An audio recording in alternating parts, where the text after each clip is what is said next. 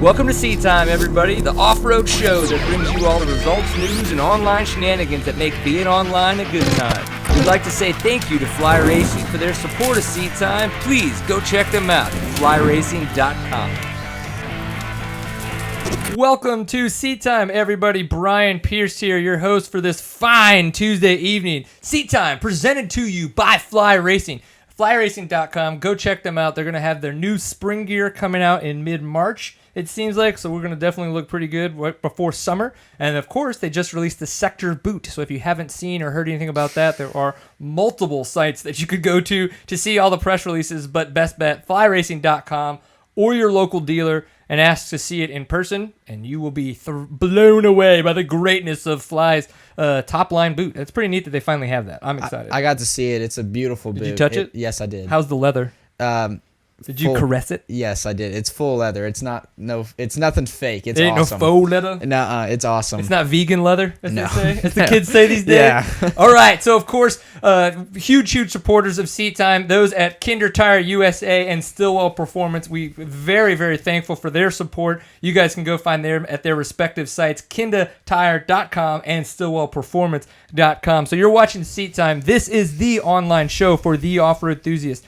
If you like to race dirt bikes, you really just like to have fun with all your friends while wheels might be underneath you or while you watch other people do things on wheels, this is definitely going to be the show for you. Hopefully a few of you are having some form of a pint of awesome. You're 20. Don't Not worry, Dad. I Not made there sure yet. he did shots before the show, so that way he doesn't do them on the show. We'll take care of it. We take care of ours. Right? Yeah. I'm so grounded He's like now. nervous now. Yeah, I'm so grounded. You said you wouldn't say anything. Dude, it's cool. It's just a brown liquid. It's cool. Of course, this is our third show for 2014. We like to kind of bring in January and February a little light. You know, racing's not totally picked up. We talk a little bit about health stuff and things like that. What we're going to do tonight is talk with Alan Stillwell of Stillwell Performance to kind of start things off. What we like to do when Alan comes on, wealth of knowledge. So he owns and runs Stillwell Performance, does a ton of suspension performance work there, and of course other bike type setup issues. So you're trying to talk about engines and all that kinds of fun stuff. He can obviously give us the deets, if you will, once he's on. But it's great to get the technical aspect of what he knows and kind of bring it in a very succinct way to what is getting ready to come up. So we just had a couple races this past weekend, which we're going to talk about. We're going to have some races coming up, obviously, throughout 2015. A lot of racing. Yeah, a lot of racing. He's going to be able to help us get ready for those kinds of races and tell you, hey, this is how you should help with your bike. So totally looking forward to that. Of course, Seat Time is available on YouTube, the website seattime.co. If you're looking for it, if you're watching us live right now, you can get into the chat room, tlk.io/seattime. And then that way you can help with the show. Of course, we did see already in the chat room, is Stuart Baylor going to be on tonight? Yes, he is. He will be on after Alan Stillwell. Just hold tight and listen to this man talk about the greatness. So as we do this, co-host back again, Mr. Dylan Green. Thank you very much. Pleasure having me, man. Yes, buddy, I like it when you're here. Yeah. It's good because you're skinny yet lean and buff, and I feel like I put a smaller shirt on, so I might actually look as small and as lean as you are. That's how I work out. I just put smaller clothes on. Right. It squeezes all the fat off of you. Yeah. Don't look at my nipples because they're about to break through the shirt. And of course, so we're just kind of a good time here on this Tuesday night. So Mr. Alan Stillwell, let's bring you in hot, buddy. How's your evening going? Have the pain pills kicked in yet? The pain pills have been in full force all day long, Brian. It's one big smile after another. Love it. So all your little T vertebrae are just kind of trying to massage themselves back into life? Yeah, something like that, but definitely not quietly massaging back into life. Oh, man. I can only imagine. My shoulder, we could probably have a whole nother show that's after the show on Thursdays. Injuries. That is like, it's like, oh, buddy, man, when this thing, I turn it this way and it gets weird. It gets weird. 35, 20. Alan, we won't bring it up. I know it's over 40, so some people are questionable about that, but hey. Yeah, senior class is where I'm hanging in there right there. We won't say any more than that. Right. Dude, go senior class. That's how you do it. They're always the best. I like it. We'll have a good time for sure. So what's been going on with you, man? You've had a lot of changes in y'all's lineup in the sense that, Beta, who you were team manager for, I know that role's changed for you a little bit this year. Kyle Redmond is now on y'all's team. Max Gersten coming in hot this year, doing extremely well in all the events he's already been involved in.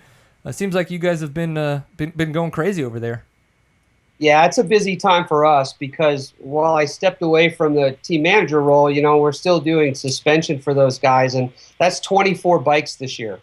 We set up 24 bikes. We did all the GNCC National Enduro stuff for the guys back east, and I was actually back east looking to tune with them. We got rained out, but anyway, we had Grom and Buttrick and Sode, so you're figuring 3-4 sets of suspension to tune for each guy.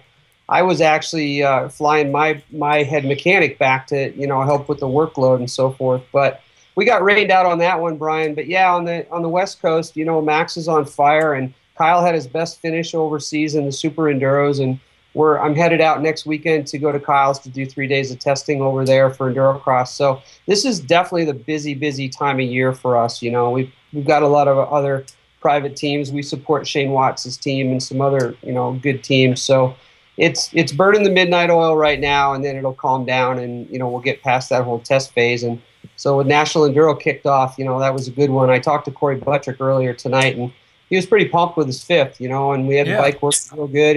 In that video clip that I don't know if you'll show him coming up, but his bike sounded just so sweet, and Jason Hooper's a magician with the camera, so we got some really good angles and slow-mos. So props to Hoop if he's listening. Yeah, no, the videos that have been put out so far, I know we've got Jason Hoopers, we've got Rob Mitchell put his film out, which was awesome, and then I know Daniel Ingles working on his. So I don't know if Rob and Hoop are going to be able to make all the rounds, but for them to have that much different coverage, it was neat to be able to see the different angles and the different takes on kind of how everybody's kind of covering the event. Yeah, it is. Yep. So here's a question. You talked about the Super Enduro, Kyle Redmond being there, 6th place. That's his best finish yet there. So I guess we could kind of take this two ways. How has it been working with Kyle Redmond, new to the team, but he's been a Stillwell performance rider for a long time, if I'm correct. And then Super Enduro. That just seems so much tighter, and I would imagine it's close to how you would attempt to set up for Endurocross, but if it's different, how is it different? Well, that's a good question because, the first round was half of a hockey rink, it looked like. The last round, I talked to Cody on the way back, and he said that lap times, were over a minute long. So that's long for an Endurocross track. Yeah. So, the longer the lap times, the bigger the field, the faster you're going to hit the obstacles. So typically, the tuning aspect of it is the guys know, obviously I'm not over there with them, but they know where to go with their settings as far as going from a faster course to a tighter course. And, that I think that favored Kyle because we dropped Cody's setup right into Kyle's bike because Kyle really liked the way that Cody's bike worked last year. So that was going to be our baseline. And then Max has decided to ride a 300 all year in Endurocross, which I think is a great idea for him. So Max typically likes his stuff softer, and the two of them, Kyle and Max, ended up down at Colton's house. So now we're looking for some different settings for Kyle. He's decided he might go a little bit softer. So point being is his stiffer setup overseas probably worked very well. I haven't had a chance to chat with him, but just based on his finish, he's definitely got the skill for it. So, faster the course, the stiffer you need things so you can survive the impacts, and the slower the course, the more technical it typically is, and you want the tire in the ground pushing you forward, so you tend to go a little bit softer on those. Okay, interesting. No, but that's it's good to know because when you watch the Super Enduros, you can just see it's going from like Supercross to Arena Cross. You can just see how much tighter the courses get, like the lanes within the course, and then a lot of the times it's the same thing. They're working with just a little bit less square footage. Right. So every turn's a little bit tighter, every kind of obstacle's a little bit, more abrupt, things like that. They need to be able to like pop the bike, make the bike do what they want at that split second, rather than when they open up the course, they're allowed to think a little bit more, allowed to kind of run it in, be a little bit more crazier, and because arena cross guys, like you said, they gotta be a lot more precise. Supercross guys, it's more open the throttle, like who can hit those corners faster. So you mean like precise, like with Bauer's elbow? Like was that precise or what? He'll put some preciseness in you, man, and then it came back on to him when he endoed. Yeah, but yeah, those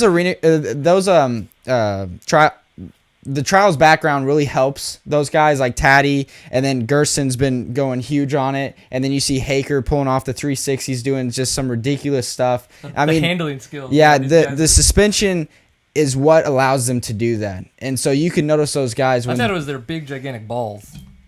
you can. I think Hager is putting more and more into that, yeah, and making guys do some crazy stuff. But like Alan said, that suspension allows them to have that confidence to do some of that ballsy stuff that the other guys in 7th, 8th, 10th aren't going to be doing. Yeah. And Redmond, Gersten just busting out triples over logs and doubles instead of just rolling them. Yeah, I like it. So with those guys competing all over the place, obviously with their badass suspension, we come to you for kind of, to ramp up our knowledge in greatness, especially when it comes to suspension and setting up the bike. So as we were talking about, we had 2 vastly different types of events this past weekend. So on the West Coast, we had King of Motos, which was looking gnarly as crap if you saw any of the video.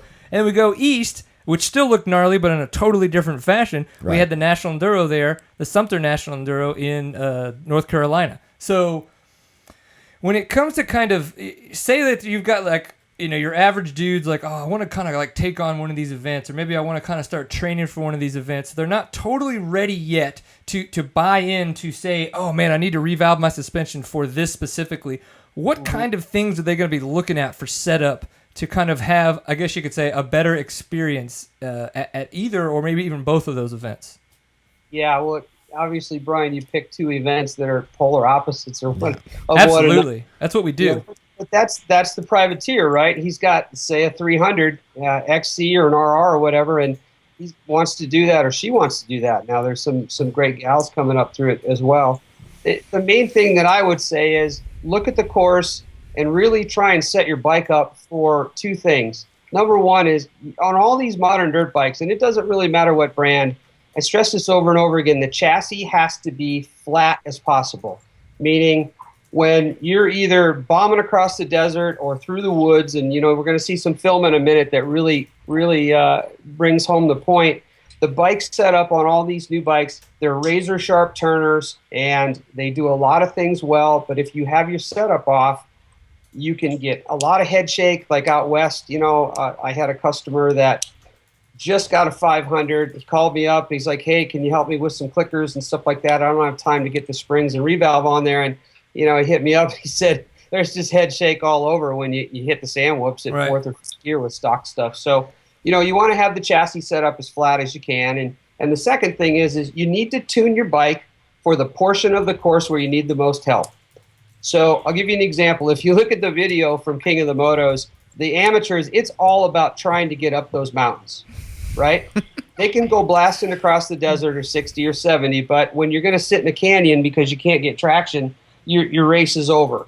So King of the Motos, for those of you who haven't seen it or know anything about it, it's not just those canyons. That course also includes 5th-gear tap, 6th-gear tap, lake beds and some desert whoops and stuff like that as a part of the course. So you really need to think about, where do I need the most help? And almost unanimously from the amateur side is you want to be able to get your bike to settle in the back and try and push you forward. So that means a little bit on the softer side on the forks, but the shock, you should almost sack it out too. And again, we're talking about an extreme event, right, where you have to really go to extreme measures because you're looking for traction. So you back your high-speed compression off, you run more sag on your bike, because everything out there is square edges. So as that rear tire, you're finally getting up the canyon, right, and you've got a clear shot at these 2, 3, 4 foot ledges, you need that bike to be able to grab that and push it forward rather than hit it and bounce off, i.e. if your settings are too stiff or if you got too much pressure in your tire. That race is a one race off setup, and there's a lot of guys that do quite well with their stock bikes, but you can tell that they've taken the time to make sure that they give themselves every opportunity and every advantage to keep their momentum going up the hill. Man, that's kind of just the west side of things when we were talking about King of Mountain and the extreme side, but that kind of blows my mind in the sense that you think about those square edge rocks and how you're trying to get that back in.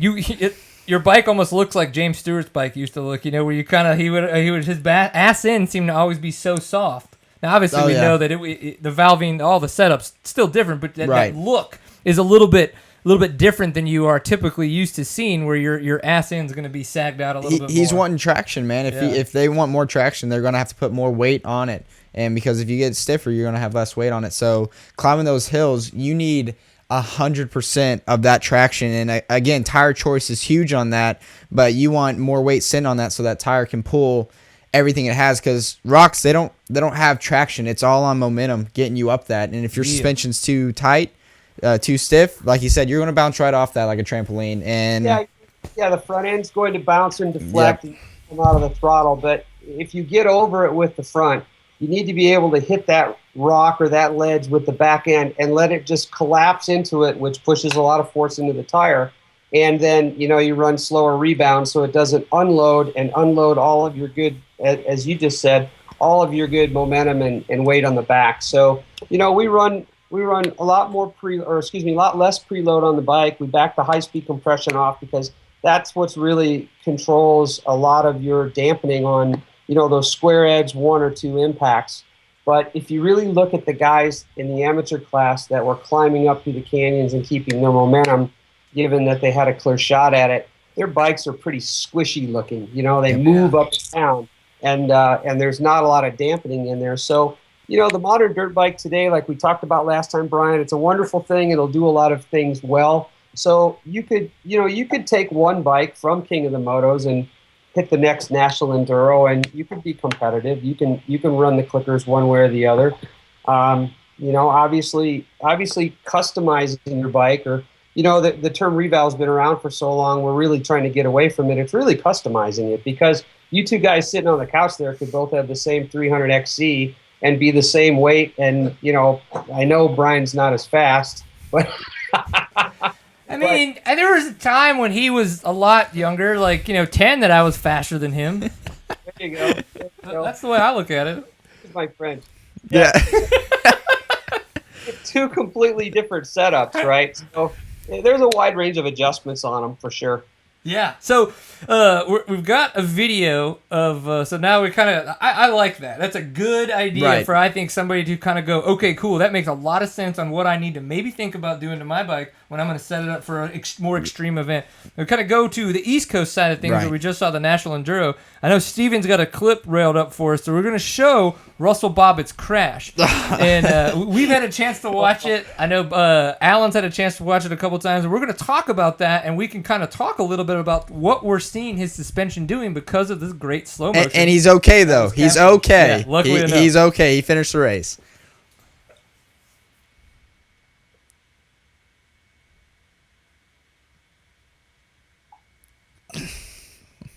It's so gnarly. Slow motion. Like, he's so over the bars. He's looking straight ahead. I'm ready and to then rock, and then you get that kick right there, and see his butt kind of hiccup right there, and he's still over the bars, so he can't correct for it. Shit. It's those fast hits that he can't correct that fast for it. Oh my gosh. Yeah. All right, now Alan, as a suspension guy, as a bike tuner of greatness, having watched this and obviously being able to have a fantastic slow motion that was involved from Jason Hooper, did you see anything that or is that just a fluke, kind of like there's really no way to plan for that kind of shit? I don't think there is, but I mean, I'm not a professional at anything. I was lucky enough, and the film showed more of our Bob's bike, right, going through some other sections, and that really told me a little bit more about how he had his setup. And then if you watch a little later in the film or in the clip, you'll see Caleb Russell go through the same section, and their bike setups were different. So if you look at Bobbitt's setup, especially in that one section, he was pretty soft in the back. Mm-hmm. So it wasn't even a rebound problem as much as what I saw is he was just going a little bit too far into the bumps. So he was cooking into that section. You can definitely tell. And he's one of the best woods riders that has ever been. Right. So, yep, by far. Yeah. So nothing against our Bob on this one, but it looked like to me what happened was he went into that bump as he started to head down, and you could see he had the bars turned, so he was in his turn, and it looked like he was starting to drift a little wide. So he hit that bump, and as the bike came up, if you look really close, he didn't even get any roost off the front tire when he hit that, whatever it was, a root or a little bump or whatever, but I'll tell you what went wrong is that the bike was there was no weight on the bike. Mm-mm. If you watch it in slow motion a few times, he hit that bump, he was coming back up, and then he just clipped the front end. And that's when you just don't have a chance, right? At that speed, you just don't have a chance, and it went bad. And, I've ridden that race, and as soon as you get off the racing line, it can be 3 or 4 or 5 inches of fluff, all the pine needles and stuff, and you're not coming back from that. There's no traction in there. Right. As far as the setup goes, I went back and looked at some of the other segments where they had Russell coming through stuff.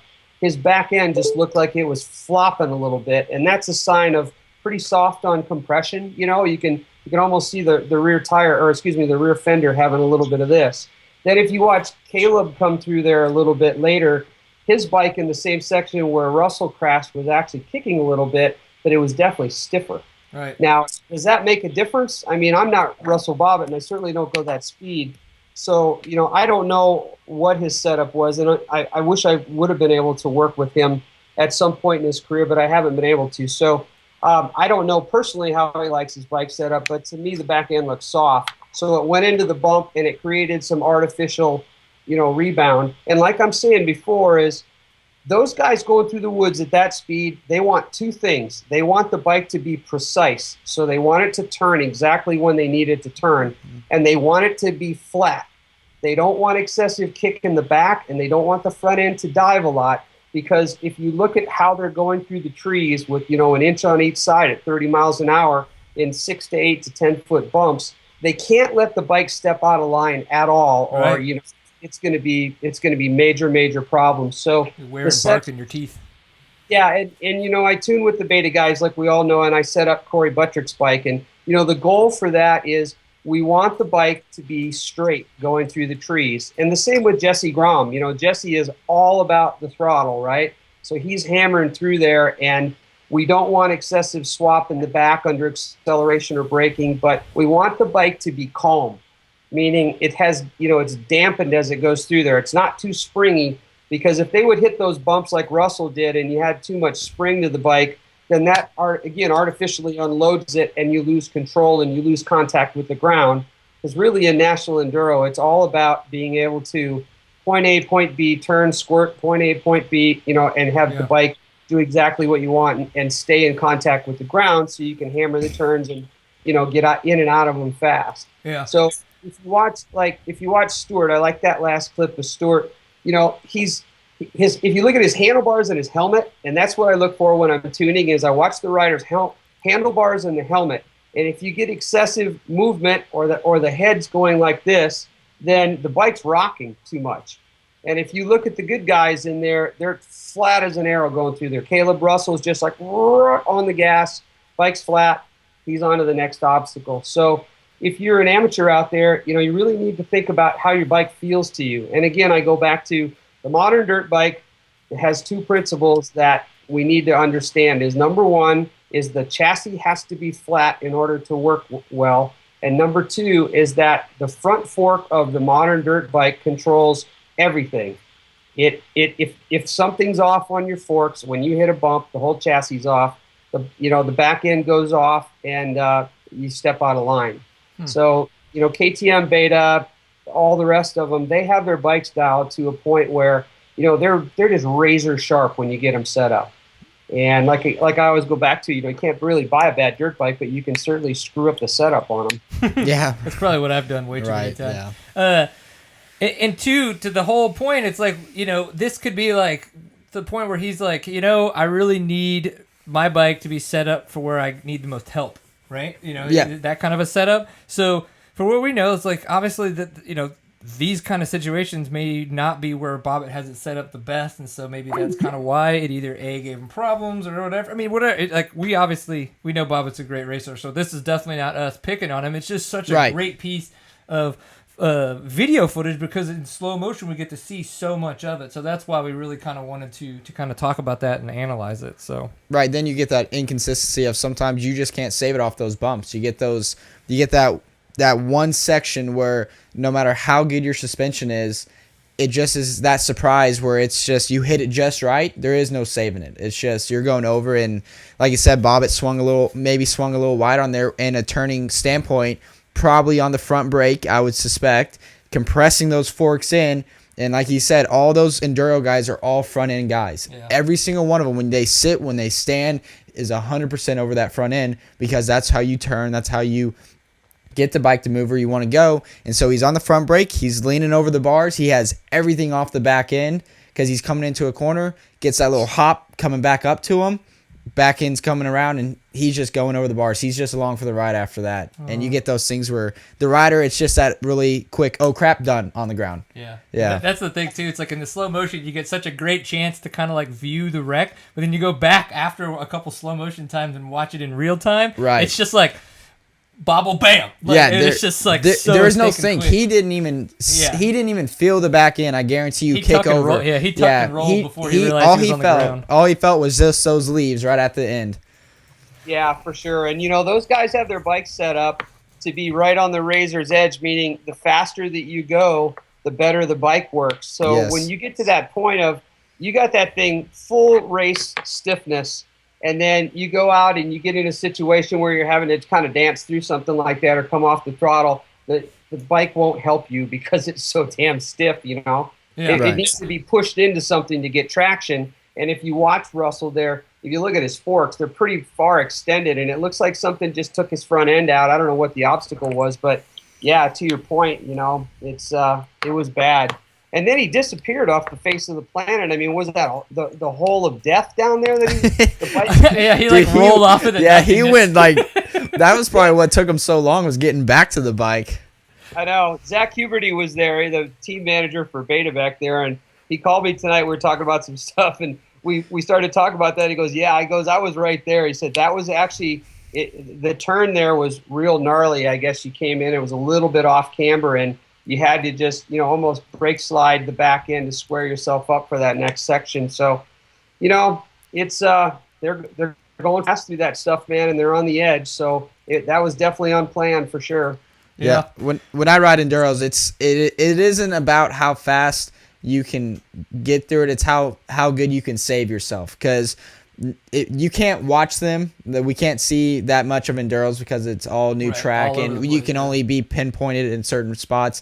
But if you watch those guys, a lot of it is like an 80% of reaction on saving yourself. It's all these, oh crap, like corner coming up. These guys are just so phenomenal at real quick evaluations of the track, turn, go, because it's all new. Everybody is on the same plane, and it's who can read terrain, who can analyze this bump, this jump, this corner the fastest. And if you're not like all into your suspension, if you and the bike are not one, you're going to have a very, very long day to ride. Bark in your teeth. Yeah, exactly. And Stu had his, you could tell Stu was down with his suspension. Yeah, he was down with the throttle. Yeah. He was wicking the piss out of that thing. Well, Alan, before we kind of call it quits on this front end of the show and get Stu on, I mean, what else are you looking forward to? I'd imagine, are there any tips for those that are going to be at the Sandlapper, the next National Enduro? Mm-hmm. And then, what else kind of do you have on your calendar?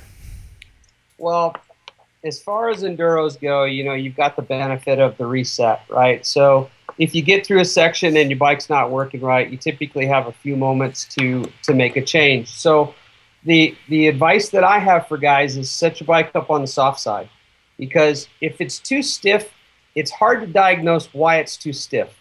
If it's too soft, it's pretty easy to go, okay, it's soft in the front, it's soft in the back, it's soft on high speed, all right, need a little bit more or less rebound. But when your bike is too stiff and you're trying to race at race speed, it's just beating the heck out of you. So, you really don't know at that next reset, what should I do? Whereas if you start off on the soft side and you get up to your race speed, and some guys it takes a test or two to really get there, but it's easier to figure out, wow, that the front end dove too much coming into these series of turns. And if the terrain's going to be like X, I know that if I've done my homework and it's too soft, I need to go to Y. And so you can quickly change your clickers and move on from there. Whereas if it's too stiff and you're getting kicked around, I mean, is it packing because there's too much rebound? Is it stiff because there's too much compression? So, mush it out a little bit to start. There's nothing wrong with that. And this is for the typical guy. I mean, obviously the pros have done their homework and they've been out testing with their tuners and so forth. But yeah, for sure. I would say, start on the soft side and then make your adjustments throughout the day. That's really what's cool about the National Enduros is you get a chance to start all over again. If you mess up a test or you find yourself wrapped around a tree, you can come back. But gosh, Brian, as far as what's coming up for Stillwell, we've got a lot on our plate. I just bought a brand new 15 300XC on Friday that we're going to do a complete build out for Dirt Bike Magazine. So we're building it at Extreme Weapon, the king of the motos and the Tennessee knockouts, and just there's so many guys that are calling us saying, hey man, this is really cool. I saw Max or Cody or Kyle, and they're out doing this stuff, and that I want to tackle that next.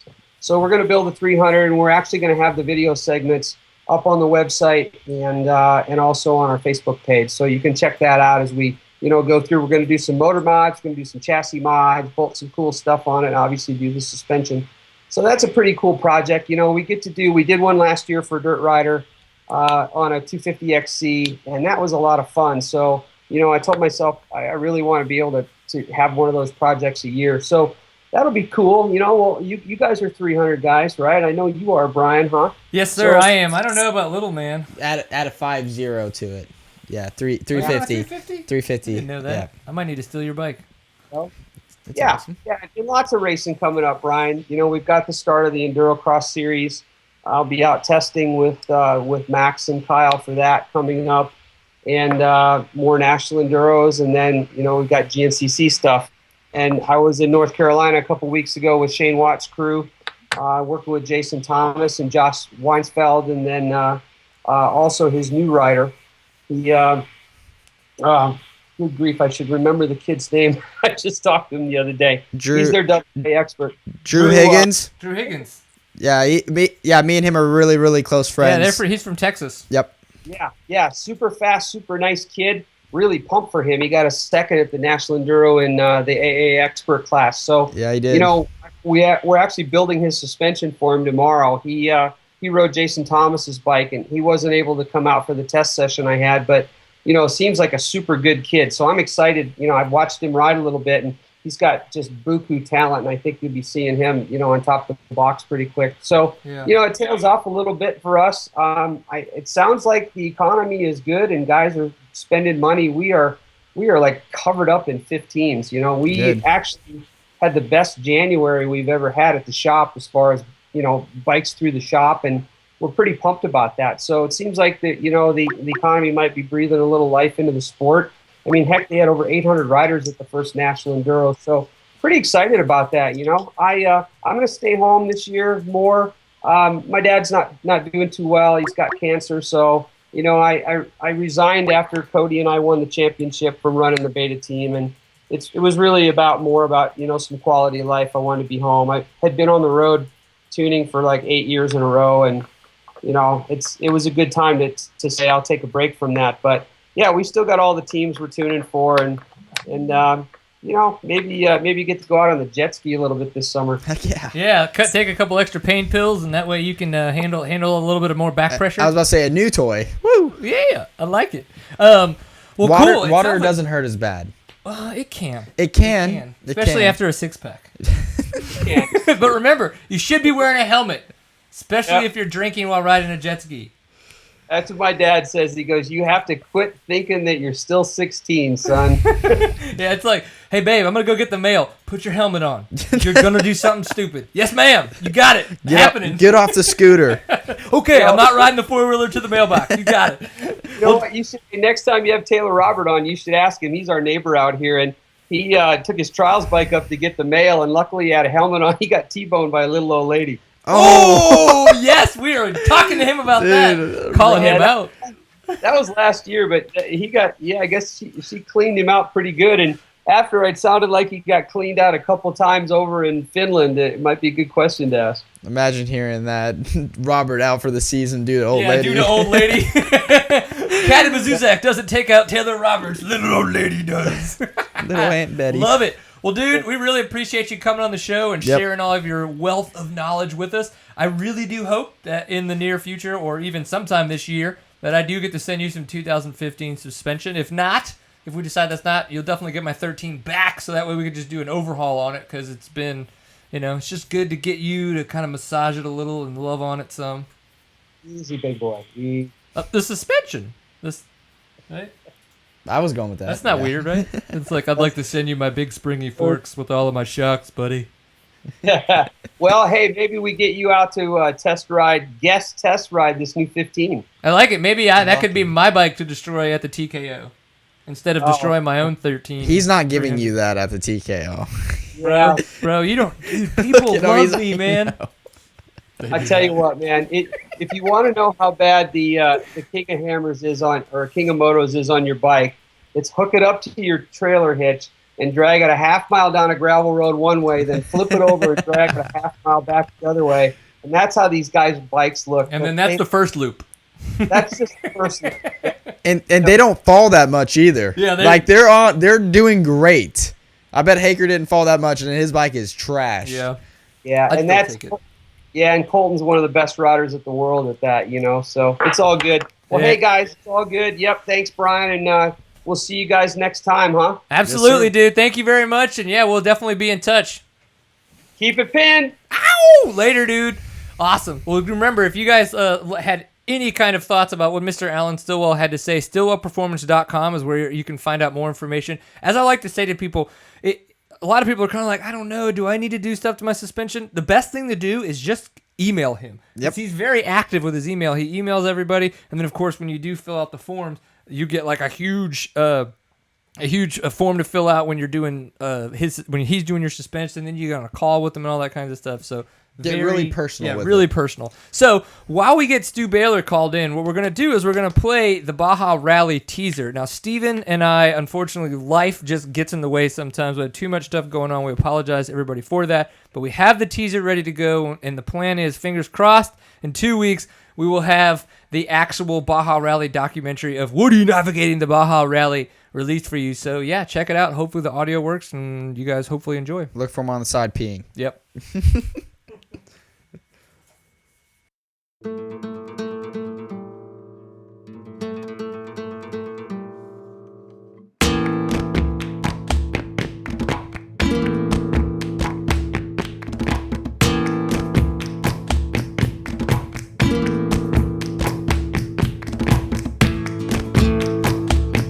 Woody navigates the Baja Rally, a video documenting me coming off the seat time couch to compete in a navigation rally event on the Baja Peninsula.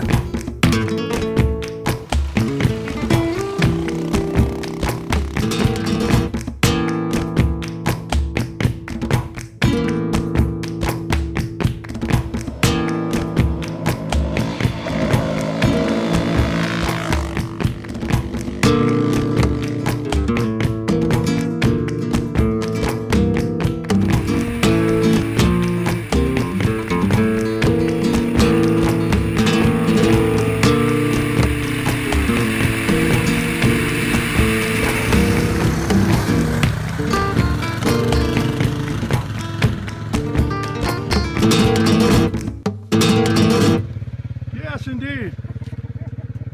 So what's the word on day 2? We're going to start it. We're going to start. We're going to try not to lose our GPS.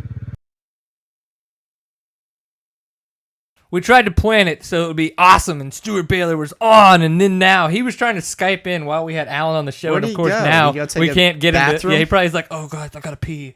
Hold on. We're waiting, Stu. I gotta go. So while we try to get Stu called in here, it was pretty interesting to see so many top level riders. So now with Josh Strang on the new Husqvarna team, and he will be racing the whole National Enduro circuit on the 350. We're going to be seeing, it seems like Chris Bach was out there with the JCR guys. Yes, he was. They did put out the press release, but I don't remember if they're going to be doing the entire National Enduro Series or if they're kind of doing, like Ryan Sipes is going to be doing some of them. He'll but make he's not gonna appearances be doing at them, all yeah. of them and stuff like that. I'm pretty sure Bach, I'm pretty sure I heard he will be doing all of them. Okay. I'm pretty sure. Look at the position he's already in. I would think he would continue Yeah, he with got that. sixth, right? Yeah. Yeah. That's pretty awesome. I think that's a pretty darn stacked field. Yeah, if you guys haven't checked out Innovation Off-Road, Zach Huberty, actually the team manager for Beta this year, he had a really good kind of preview to the season on his site that was really to say that, to get in the top 10 to 15 to be one of those riders this year in the pro class is still a fantastic achievement because of the fact that it's just so stacked. Yeah, I mean, you got guys that have been doing this for years, and you got these new up-and-coming kids that are just born with that talent, flawless. Just being able to see the track and go that fast is just it's a huge honor to be in that top. To say you're in the top 15, I think if I went home and said I got top 15, I'd be pretty stoked. Yeah, it's not. Yeah, people are like top 15. You're like, no, you don't understand. Like even the guy in 9th and 10th is just, if you watched him, just ridiculously fast. Yeah. And we talked about Stuart Baylor first, and second place, Stuart Caleb rolling Russell, out, 13 seconds behind him. That is all those miles and only 13 so seconds. close. If you just think seconds in off-road is just, it's so close when you're in it. Yep. Like 13 seconds in Supercross is like, man, that's a gap. But 13 seconds in off-road, it's like you're right there. And then all three of them really just on each other. All three was just, what were they like? Yeah, 10 seconds from each other practically. Yeah. Like first, second, and third. It was just... And that's great racing right there. You can't argue with anything on that. So Steward Baylor Jr., kind of his privateer team this year. He'd been Yeah. factory KTM for the past 2 years before that. When he did win the National Enduro title was kind of before he was on the factory KTM team. Yeah. Obviously, he had a lot of wrist issues too that he wasn't expecting, that a lot of people weren't expecting. So he's been dealing with that. Does he have anything figured out? Is it the pressures of not being on a factory team anymore? Any different? Like, there's a lot of it seems like there could be some. There's always factors that go with it, and like I said, he's pulling a Chad Reed. I mean, running a team, having that mindset. Well, he's not team 2-2. What would he? I mean, he's I don't know. The 514 Team Baylor, I guess. I guess. But I mean, like, even though he's not on a factory team now, he's running his own team, so he drops one pressure and adds a whole new one. I mean, now he's not just worried about himself on training. He's worried about his teammate, if the rig gets there, how his bike setup is, how he presents the team in a good fashion. I mean, he's got stuff on his plate, I think, more than he had now, and to come out and win right off the bat, I think is phenomenal with him, and I think it shows his character on how he handles everything. I would agree. And so Caleb Russell is KTM factory two-time defending champ right now. Do we have? No, I took it down. I have one of his number 1 jerseys. I need to see if I can get one of his 2014 ones, which would be cool. Yeah. And then, of course, Mr. Caselli. Love that jersey. But 17th Ultimate on a new team. Yeah, I would agree. Mark Cook.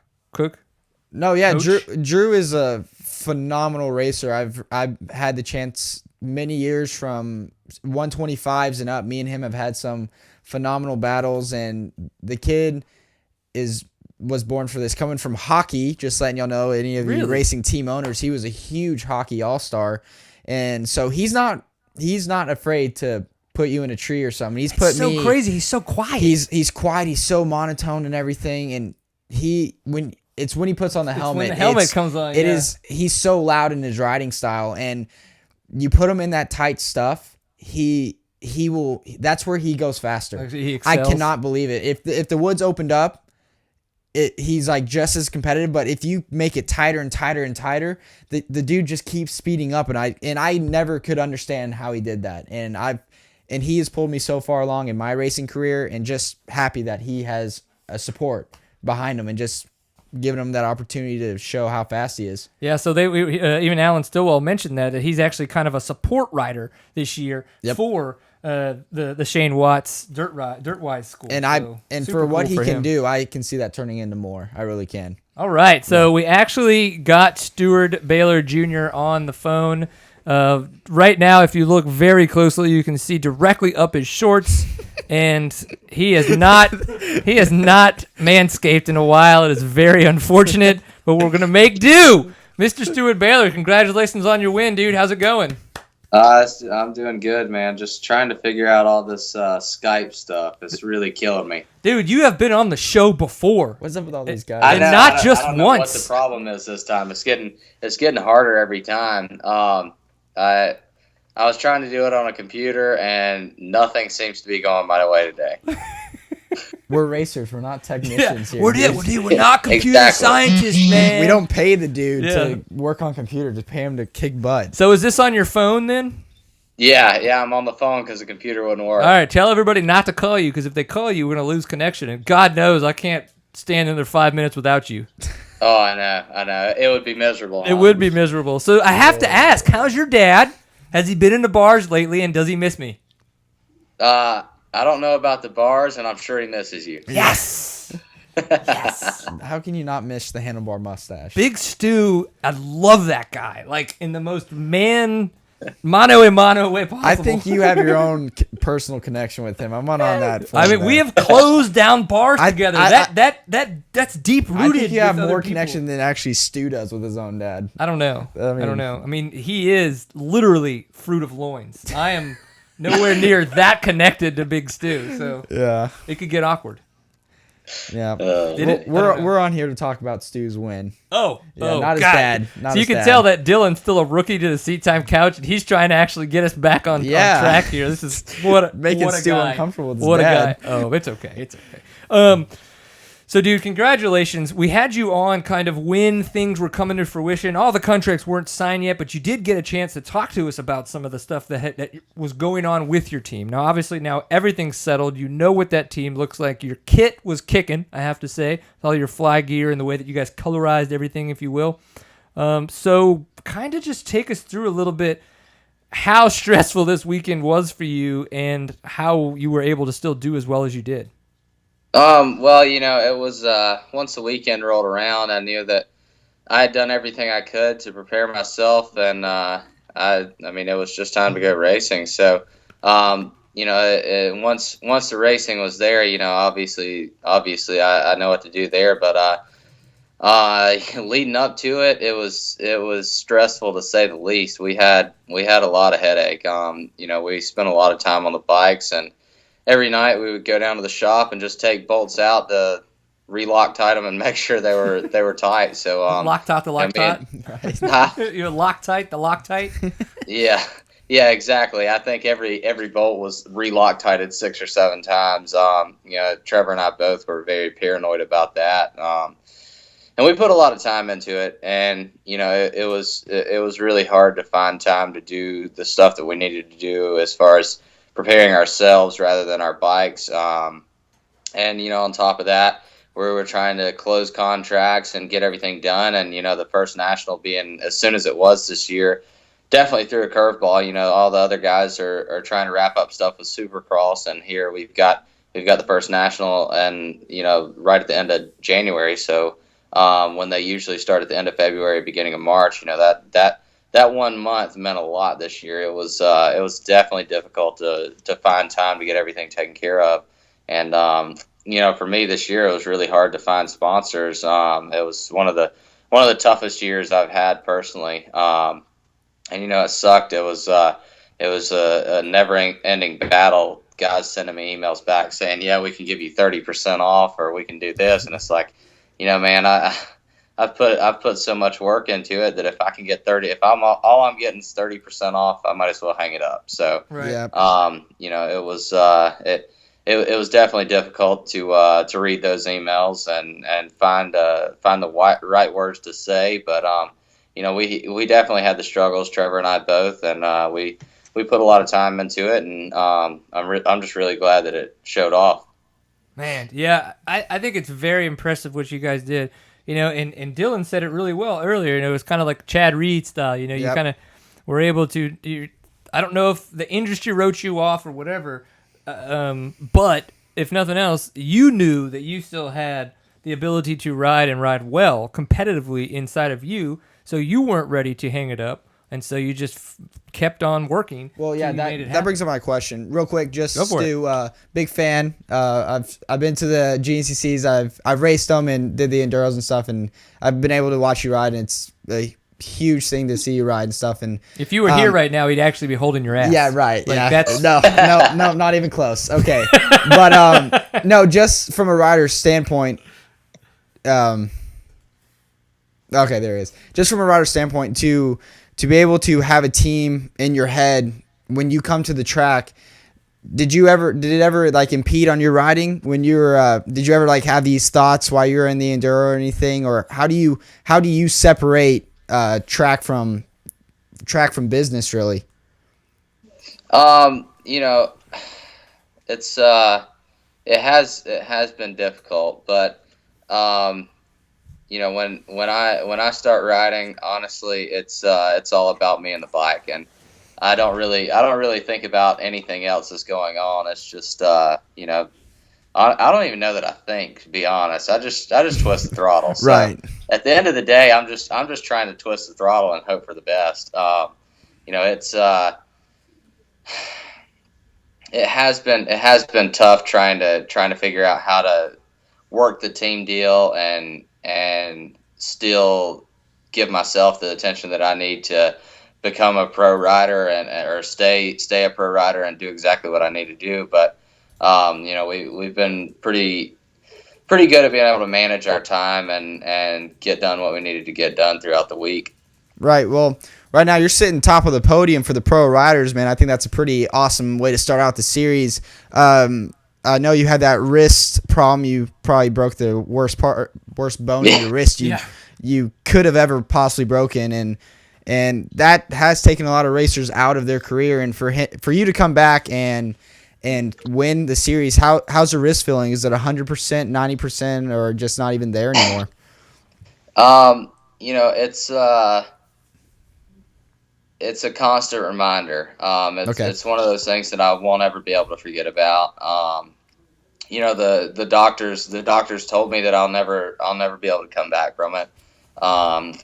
You know, they said that it's just one of those things. You're never going to be, but at the most 50%. And when I started going to physical therapy, I really amazed the physical therapist. You know, I went from being able to, when I first went in there, they have this scale that shows your strength. And after being in a cast for a year, I couldn't squeeze but 6 pounds of pressure in my right wrist. I had 5% of the motion that I had in my other wrist. Yeah, that's almost nothing. Yeah. I mean, I really couldn't move it. I could twitch it, and that was about it. And that's what they were measuring off of, was how far I could really twitch it, and it hurt to do that. And you know, when that was going on, when the physical therapy was going on, we were already trying to say, all right, I'm coming back to race in 3 weeks, and that was my goal. I said I'm going to make, I think it was Ohio GNCC.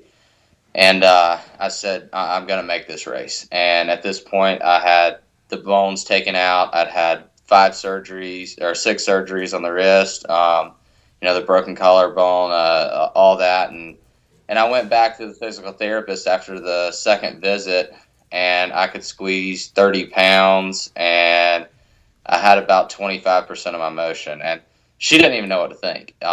She was like, you know, I don't understand it. I've never seen anybody come back in with this much done. And I was like, well, you know how you were trying to be gentle and slowly move that stuff?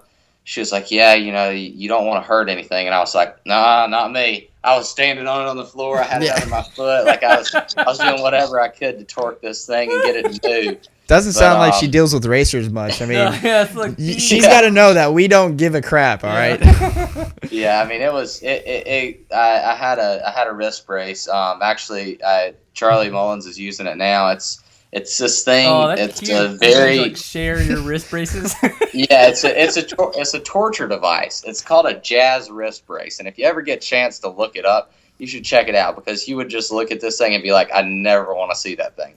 But you're already on it. This thing torques your hand back, and it just puts all this pressure on it. You just twist the knob, and you just go until you feel sick, and then you got to leave it there for a few minutes, and then you can slowly see, like, it'll start stretching everything out, and then you'll slowly move it further and further back. But I mean, it was gnarly, and I would put that thing on every, you know, we're always on the road, so I'd be going down the road, I'd be driving with that thing on, and it was miserable. But I went back after 2 weeks, and I had 60% of my motion, 60% of my strength, and the lady was pretty much just amazed. And you know, it was the ultimate goal was to make that race, and we did make that race, and it didn't go as planned. The next few races and even the whole next year didn't go as planned. Right. But you know, over the off season this year and halfway through last year, I finally found stuff that started working. I've kind of changed around my bars, bar location, stuff like that, and we went to flex bars this year. That's really helped things out. It just takes that little vibration off. So I'm actually running the rubber bar mounts as well as the flex bars. Oh, you're so, running PhD. I'm like, the the PhDs mounts and the flex bars. So like my bars just do this number while I'm going. But it makes a huge difference. It's like another form of suspension for you. Yeah, it really does. Like, I mean, I've ran the PhDA mounts before, and they make a difference. But whenever I put the flex bars on, like it was definitely night and day. And that's just one of the things that seemed to help out. I've changed suspension this year. I'm working with Bart Hayes, and he was the guy that did my championship suspension in 2012, and that seemed to help out this year. I started testing with him towards the end of last year, and we've come up with some really good stuff, and we've been testing with him over the last couple of weeks, and we finally got everything figured out the Friday before the race. We didn't get the bikes until I think 2 weeks before the first race, so we were just trying to put those things together and sending suspension out and trying to get that back. So that was just another nightmare in itself. And we finally got everything taken care of Friday before the race, and I was pretty happy with the setup. It was all right. I thought it's good, it'll work. And then the first section of the race came around, and I was just amazed at how well that suspension actually worked. We just set it up on a brutal, rough track, and it was hard to really judge off of that. But after the race, I came in and I was just pumped on how everything worked. And right, it was the first race that I was able to walk away and be able to shake people's hands without folding up to my knees after the race. And it still hurts, it still swells up, it still aggravates me. It's definitely there, but I've found ways to work around it, and it obviously it's not holding me back like it did last year. Yeah, I just have to ask, do you think jerking off 10 times a day is really what brought you back? And Woody's back. 1 second. Yeah. Well, I can tell you that jab machine ain't doing much for him. It got serious in here, bros. I mean, I'm okay with that. Yeah. I mean, if Stu needs to get all touchy-feely, I'm going to hug him. I'm going to make sure to love on him a little. National Enduro champion shares secret of jerking off 10 times a day. Minimum. Yeah. Minimum. Right before the race. Right before the race. Dude, I don't get on a rower, bro. I just rub one out. Yeah. One side. I do the left and then the right. Starts early in the morning. Yeah, 10 minutes on just each gets wrist. your heart rate going. Oh my God. I like it. Okay, well, I have another question for you. Coming off in first, with Trevor. Trevor finished. Was he 12th? Yep. What was kind of up with him? Because I know he's a phenomenal racer himself. Did he have some problems during the enduro? No, I mean he had a solid day. He's just he's never ridden National Enduros before. Oh, okay. And, More than once. most He guys, rode one last year. Don't you lie. Yeah, I know. He had. It takes a whole year to. No, I know. Yeah, it takes a whole year to get him down. I have to say, when I can actually remember something, I have to say it because it doesn't happen often. Yeah, he rode one last year. I think he rode what was it? The Little Brown Jug. He came down and did that. Okay. But at the Little Brown Jug, it was very fast, open skid steer trail, so it's a lot different than your typical National Enduro. So for Trevor, it's just going to be a learning year there. Yep. Coming into the season, I went ahead and told him, I said, I'm looking for top sevens. Like if you get in the top 7, that's good, because if you look at the top 7 if you look at the top 10 this week, I mean the names in there are some of the top, not only the top guys in the nation, but the top guys in the world. So, with more GNCC riders stepping over, oh yeah, and more guys just trying to make that move, it's really put a stacked field in the National Enduros, and I love seeing it. It's really awesome because you've got the National Enduro guys, and now you've got the GNCC guys. You got everybody kind of mixed together and just trying to see who the fastest one is, and it's really neat to see those guys making the step over. But like I told Trevor, it's going to be a learning year. he's never even ran Barkbusters before. So for him, it's damn. Dude, they it's don't definitely GNCC. going to be a change. Yeah, That's because serious. GNCC is He's a wide field enough. rider. Yeah. Yeah. Yeah, it's Caleb Russell was on, and I was asking him about that because he runs a lot of brush guards and breaks them off a lot. So he says the reason why he doesn't like wearing barkbusters is because when he hits a tree with a barkbuster, like typically he just kind of nicks him a little, but the times where he gets it the most, like if he were to really hit it with the barkbuster, it completely pings him just off. And I'm like, some guys. yes, but I'm like, but you might have also not just broken your hand. Well, like, some guys. Now I do have some guys and. Hey, this is what happened last time I didn't wear Barkbusters. Yeah, that's what you get right there. That's a plate and 8 screws. Yeah. Now you do get guys like Caleb Russell that they like just that deflection. They like the thing to bend so they can keep going. My preference, and sounds like Stu's preference, is to not have broken knuckles. I can't race if I don't have something like fixed, because I when I hit it, it doesn't ping me. I just kind of give with it. Mm-hmm. He's That's learned. what she said, by the way. Yeah, I'll give with it. Yeah. He's 20, ladies, and single. Yeah, and so when Caleb rides, he's just learned to ride through it and just knowing it bends, and so it's kind of just a mental state he's in. So he thinks it ruins him when he rides and stuff. Right. It's just how he's grown up. But in GNCC, it's 4-wheeler track. You don't why need I'm so it. slow? Yeah. I But in gotta National start giving with Enduros, you need some handguards. You're gonna get destroyed. I agree. Definitely bring your handguards if you're going to be racing the race at Texas. It's tight and twisty. It is awesome. Oh yeah, you're gonna love it, Stu. Okay, so we had 2 questions from the chat room.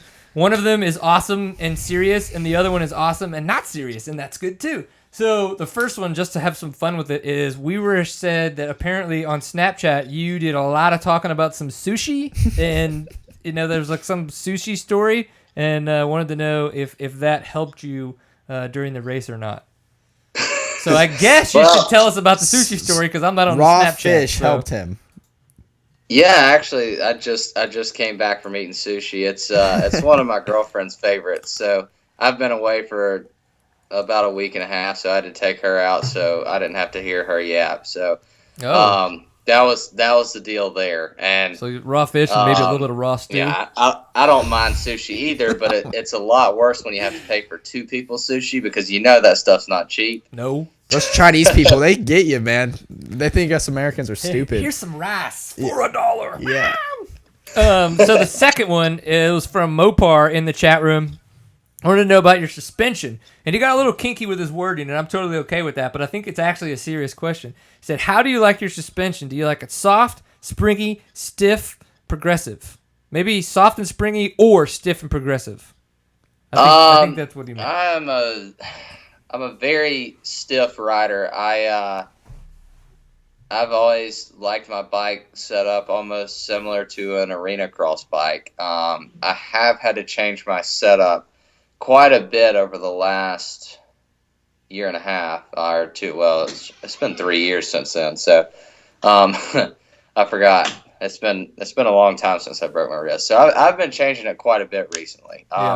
Right now, I'm running stiff springs. I've got a 4.8 or a 5.0 fork and a 6.7 shock. So I'm running some stiff stuff, and we're valved pretty stiff as well. But I like a more springy fork and a slower shock. So I want my stuff to kind of ride a little bit with the front end high. So I'm always riding that springy, high rebound fork that's always on the ground. And then my shock, I don't really care if it packs. I don't mind it packing as long as it doesn't swap side to side. And when you get that side to side swap, that's whenever you've got too much rebound. So, there's really a number of things. But for me, usually whenever I'm setting it up and it starts going a little bit side to side, I just slow that rebound down. So the one thing we learned a about stiff, Stuart slow tonight, shock and a stiff, fast fork. you know what we learned about you tonight, Stu? You don't What's mind that? it if you get packed in the rear. Okay, well, Stu, you did see Russell Bobbitt's crash, right? That video. Yeah. Yeah. I as soon as I saw it, I sent him the night that I saw it, the night after the race. I saw it when Hooper posted it, and I was like, one of the first 50 views I saw on there, and I sent it immediately to Russ, and I was like, there it is, and he texted back. I forgot what oh man, I'm on here with you. He said something pretty funny, which Russ has a pretty dry sense of humor, but Yeah, he does. He can he can be pretty humorous at times, but yeah, it could have been bad. I think if he was a few feet over to where that tree was, yeah. Yeah, that could have gotten really ugly really fast. Yeah, So. his what I'm getting with is his suspension when you could see it compress so much in the front. When he hit it, it looked like he was running pretty soft. And I'm not meaning this in any of a rude way, but you're kind of a big kid for your age. Like you're built big, you're built strong and everything with a lot of muscle. I'm a football player. Yeah, he is. And so you need to run your stuff a little stiffer because your bike's going to squat a lot more than I would say Russ's would or Russell's would. So do you think that track, I didn't really get to see most of it, but do you think that, I guess obviously it worked for you, but running it a little stiffer, was it really chattery or was it more kind of a stretched out whoop section? I mean, there was some rough stuff out there. There was some big bumps, Sumter, the sand whoops, they're out there. But for the most part, there wasn't a ton of really choppy stuff. They did lay out a lot of new sections. Yeah, it looked like that. So, there was a lot of small chatter bumps, but it was a mix of everything. So, I just try to set up my suspension when I'm setting it up kind of intermediate. You can set it up where it's going to work all right everywhere. And, if you go too much with one way, like let's say you want it to work great in the big bumps, well, okay, slow that rebound down, stiffen up your suspension. It's going to work great only in the big bumps though. Right. You take it to the small bumps anywhere else, it's going to pack up. You're going to be too stiff. You're going to be deflecting off everything. So suspension is give and take, and we just set up a really good neutral setting, and it really seemed to work great everywhere. And I don't know what Bart does differently than everybody else, but I know that whenever I do run his stuff, I just feel like I can always attack. Like if I need to go fast, like I know that I can trust that suspension. You're confident with and, it. Yeah. There's a lot of suspension out there where, I've run a ton of different stuff over the years, and it seems like there's stuff that works great in certain areas, and if you try to push in that area, it'll get a little bit out of hand, and then that same suspension may suck until you go fast. So. We've just really got a neutral setting, and it seemed to work out great everywhere, especially in Sumter. We did set it up near the track, and it did great all weekend. Very cool. And in Enduros, you can stop and go and change, if you're a little off. Yeah. What do you think about your brother's performance? Obviously, I wasn't there, but there were a couple of people he killed saying him. that, He's well, older obviously, brother. yeah. He's the older brother. He's like, I beat him. But he seemed like he might have been struggling a little bit on the Yamaha. But we've seen videos past where he looked like he was doing pretty good on it. So yeah, I mean, the last few races we've had some pretty good battles, and he beat me at one of the locals just here recently. He got me in the pits, and I was like, you know what? I've got him. I mean, I've always been able to run him down, and I pushed as hard as I could, and I just couldn't make up the time. So, and I mean, he turned over the fastest lap of the race there. So, he's obviously got the speed. And then at the hare scramble last weekend, or the weekend before the national, his last lap was faster. I had the fastest last lap, and then I looked down the list, and I was like, well, shit, he just beat me by 20 seconds there. I mean, he had like, I think his lap time was 40 seconds faster than Russell's and 20 seconds faster than mine. Like, I mean, he killed it. So he's got the speed. But I know in years previous, and I know he said it before the race, Sumter's just not one of his races. But, he did make a big switch to the Yamaha. And I think that as the year progresses, I think he'll figure out the bike. But, Grant's always been a slow starter. Not only in the season, but in each race. He's always, when you watch a GNCC, you can see him come through the first lap in the XE2 class behind guys that he should never be getting beat by. He'll be in 10th place, and it's like, who are these 5 guys? I've never heard their name. Right. and he'll be way back there, and then he'll start picking them off. And the same thing with the National Enduros last year. I think he started out with a ninth or somewhere way back, and he wound up with a number 3 plate. And he's one of those guys that slowly gets stronger as the year goes on. So I wouldn't judge him by the first race by any means, but I do think the GNCCs are where he'll find his footing. Oh yeah. So when you guys line up on the road next to each other at the XC1s, how's that going to Yeah, be? well, whenever we line up on the road next to each other, let's see, will it turn sideways? Yeah, there we go. Whenever we line up on the road next to each other, I think it'll change things even more for him, because when we do that, he'll be really trying to beat me. That's his ultimate goal. So if he can see me, and if he can keep me in sight, whether I'm in first or whether I'm in 10th, he's going to try to beat me. So, as long as I'm riding well this year, I would say that he'll be riding well at the GNCC at least. I remember when I lined up against my brother, man. Put me in a tree. Yep. Yep, totally Elbows did. wide, bro. Yeah. Elbows wide. Oh yeah, we had a big conversation in the camper after that. Like, what the bro? Like, He's like, dude, yeah. Once the helmet's on, it's racing well, time. all he said was "Welcome to the pros." That's all he said. I was like, "You son of a gun." Okay. Yeah. Next time. Badoosh. Yeah. We had another good question from the chat room about suspension, since we're still kind of chatting about that a little bit. How does your older factory suspension, where you guys had the track shock and the cone valving, kind of compare to what you're running now? And they did make a comment that regardless, you do look fast on either.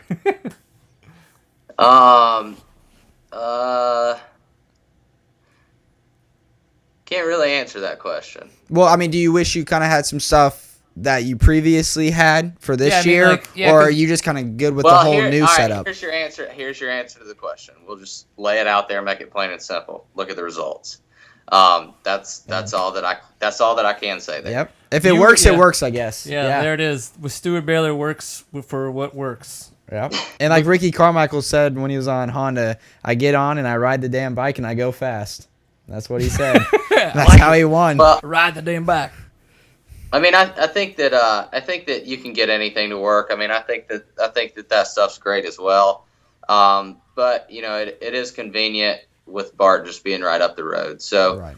he's only 2.5 hours from the house. So for me to go up there and test, or him to come down here and test, is a whole lot easier than working with guys over in California that can't watch you ride every chance you need them to. So. Just for me personally, I think that stuff just suits me a little better. Well, makes sense. I And do trust like me, your answer. Yeah, and it ain't the same over in California. They'd have to fly over to where he's at. Yeah, for sure. Trust me. Okay, so we did have a question with the ISDE. You've gotten a chance to go this past year. You've tried to go in years past, but because of injuries, didn't get a chance to make it. Is there any chance of you possibly going to the Australian 4-day enduro, kind of like Mike Brown has done a couple times? Maybe to get ready for 6 days. I mean, things like that would definitely be neat, but that stuff's not paying the bills, and I'm not getting paid to go over there. So, right now my biggest thing is to make sure I'm making enough money to take care of my camper payments and my truck payments, and that's coming with the National Enduros and GNCC. So, Right on. that's obviously the focus for now. I hear that. And stay injury free too, because I mean, say if he gets hurt on that, man, just imagine the big what ifs that he had going. What if I didn't go? Yeah, So. I would agree. Well, dude, what else you got coming up before we let you go here? It's already 9:15, but I mean, you're obviously going to have second round coming up, Sandlapper. GNCCs are going to be starting soon after that, and then you're going to kind of be going back and forth over the two. What's your schedule kind of looking like? How are you going to treat all this? Well, it's going to be stacked. Not only do we have to work with both series and try to figure out how to balance all that, but we've got to work on the bikes each week. And I'm trying to, if I can keep the bike on the box, hopefully I'll have a little bit extra money and I'll be able to help somebody help me. Right now I've been talking to Robbie Neely. He's a great mechanic. He's who taught my dad to work on bikes, and I've never had DNFs with my dad. So I'm trying to figure something out there with Robbie.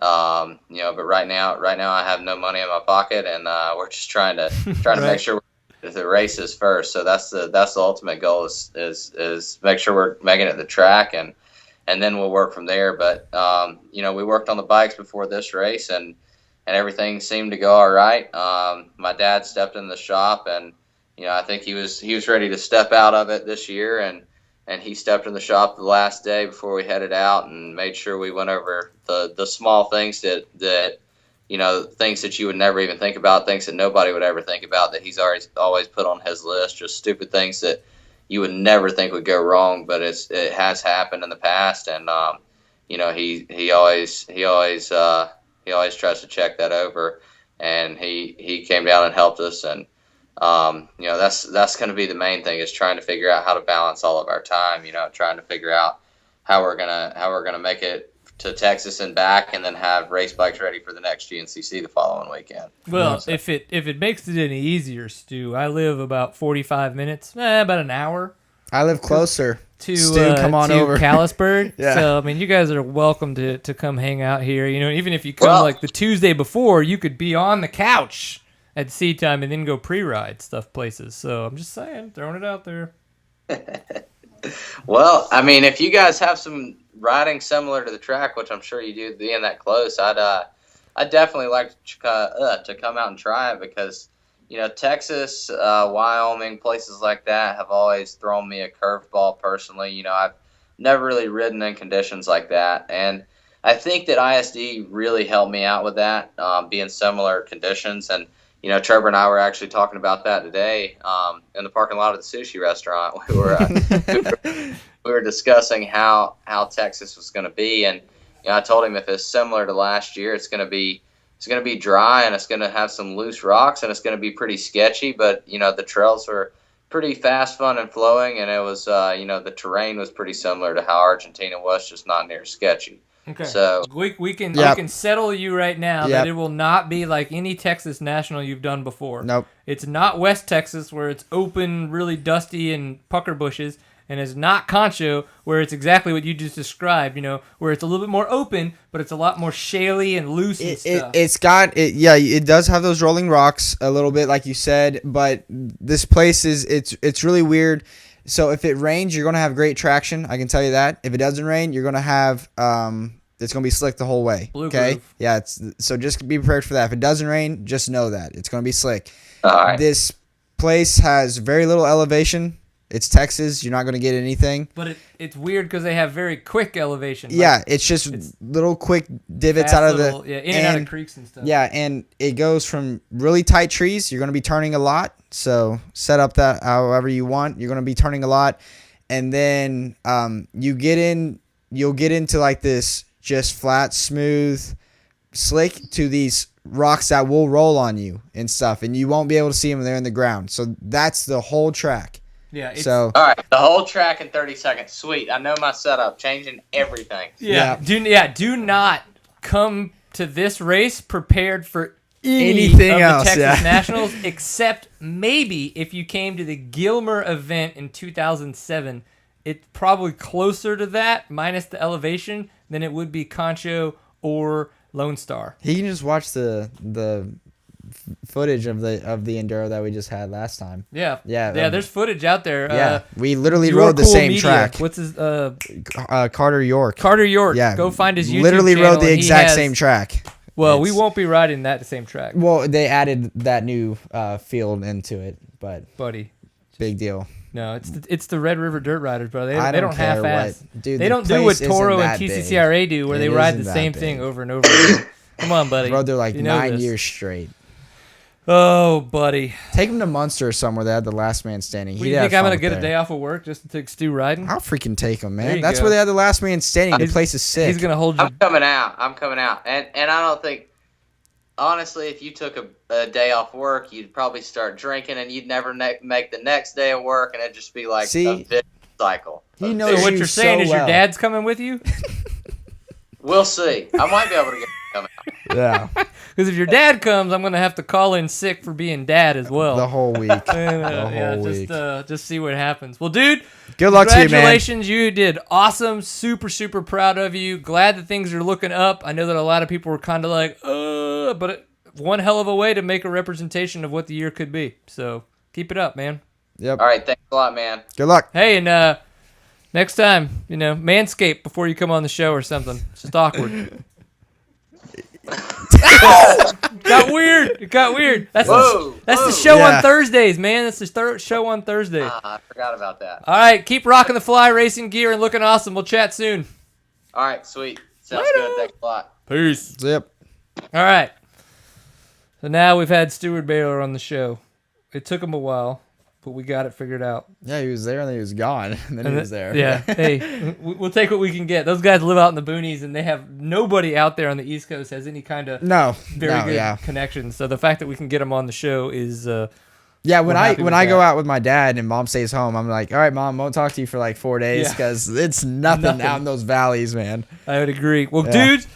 Awesome show tonight. Thank you very much, Dylan, for being on. Thank you. Really again, appreciate I appreciate it. Anytime. Steven, good job producing the show as usual. Thumbs up. And for me, really quick, I'd like to thank Action Motorsports, KTM out of Decatur, for hooking me up and making my life easier, just supplying me with the awesome Husqvarna, and looking forward to I guess 350. When I come back to the National Enduro, it'll be my first race back. And you think that they would take me with them to some of these Husky and KTM events that I keep seeing you at? I don't know. Talk to Craig. While we're thinking people. I'm not going. There's a them? free ticket out there. My parents are taking. I don't know. I mean, I don't need to go to Hawaii. I mean, I want to go to Hawaii. You don't. No, you need to go to Hawaii. I was supposed to go. It sucks. One day. Stupid. One day. So, Seat Time, presented by Fly Racing. We are the online show for the off-road enthusiasts. We thank you very much for tuning in. You can find us on the website, so seattime.co. That is where we archive all of the shows. Of course, if you do like the audio-only version, you can find that on iTunes and Stitcher. You just search for Seat Time, 2 words.